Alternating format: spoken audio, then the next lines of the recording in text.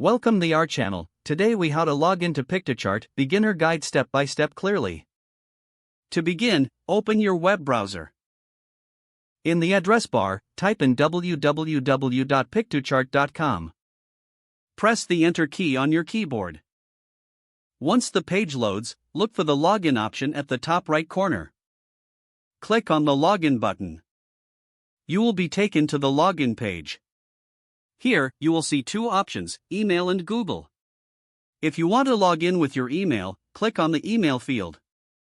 Enter your registered email address. Next, move to the password field. Type in your password carefully. After entering your credentials, click on the blue login button. If you prefer to log in using Google, click on the Google option. A new window will appear prompting you to select your Google account. Choose the account associated with your Piktochart profile. If prompted, enter your Google password and follow any additional authentication steps. Once logged in, you will be directed to the Piktochart dashboard. Here, you can start creating your visual content. If the page does not load, refresh the browser or try again in a private or incognito window. Make sure you are using the correct email address, then retype it carefully to avoid small typos. If your password is not accepted, use the reset option and create a new strong password you can remember. Check your spam folder for verification or security emails, then complete any requested confirmation steps.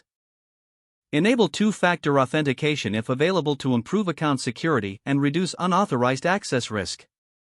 After signing in, review your profile details so your contact information and settings are accurate and current.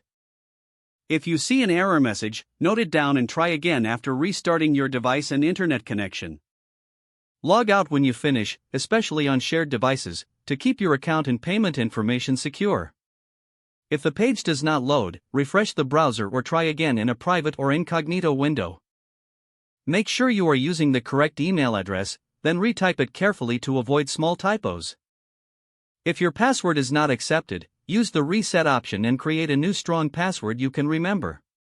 Don't forget to like this video and subscribe to our channel for more step-by-step tech guides.